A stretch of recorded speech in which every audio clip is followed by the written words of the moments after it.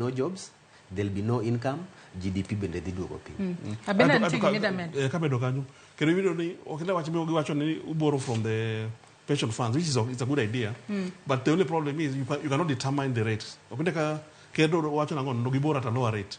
To kuboro at a lower rate, any pension fund mabo yie ni gi pesa gi at a investment maybe less than 10% when they have other options magi dogo higher interest rate. That's the challenge is. But it's a good idea theoretically, but how it comes to application. Kibidi application, you don't have the pension funds. Mondo gi go pesa gi investment maybe lower a lower return or gibi. That's why for the chogena ngono. But the chogena open market. Because meeting through the central bank. To get through the open market, what happens? Give quotes. You don't get the bid. To see bid, the interest rate may market determined. To go market determined, like now it's been rising. It keeps on rising, and that's why people are fearing.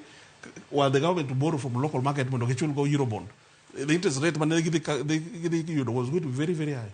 Yeah, that's why the World Bank may come as a great help to that pressure. Maurice nitigi midament okelo. Mana do mede wach mar local borrowing, especially mass scheme. To e kinde mag local borrowing gi ka sirikal kawo hola mana ka be imede gino. Okawo hola kowuok e aguch omenda mar NSSF nikech mane mwang'e en mar sirikal kose mag pension scheme mag moko gi manyalo wacho ni gin mag ji giwegi bende ginyalo kawe hola kose otimore e yo machalo nang'o. To king'e ni NSSF nyaka private sector contribute. Nikech NSSF kata jo itie bank kata itie private sector, onego bed ni everybody is supposed to be having that NSSF number. Majite whether in the government or not. To sama giboro cha okan pogni wan wakaw mana mar the government employees. Gidhi kaw mar jite nikech it's one scheme for both the private sector and the government sector. To gimana adwa mede wach mar challenge madhi betie local borrowing. Nyaka sani government nigi gop, let me say the parastatals, even universities. Gin gi gop jo NSSF. Go mabiro nikech lack of remittance.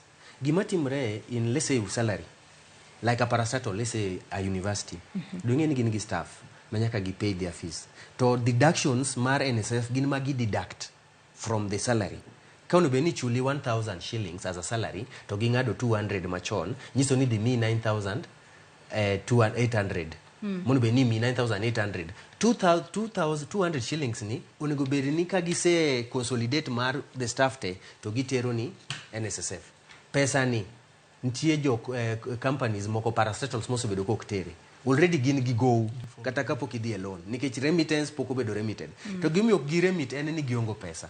Pesa ma gin go kata salary ntie institutions mar are really squeezing mondo gichul salary. Koro gingado in figures to onge. Koro poko chopo ka NSSF. Koro makata jatend piny kanyo wacho ni gidwa borrow from the NSSF, nyo promise gi no dwa temo mondo karomo January to chako chulo gi 40 billion every month mondo mi o cover the late remittance. Koro nyiso ni the chul loan tichulo gi nyaka the late remittance. Koro mane challenge mabede dhi betie wach borrowing from the scheme. Achopono no kawo hola sasa kena awach nen kawo hola sasa kalore nen gino moneno katimore higa ka higa to pono timore kinde ka kinde kata sirikal ka sirikal kata telo ka telo pacho kae. Pono ne kaka mae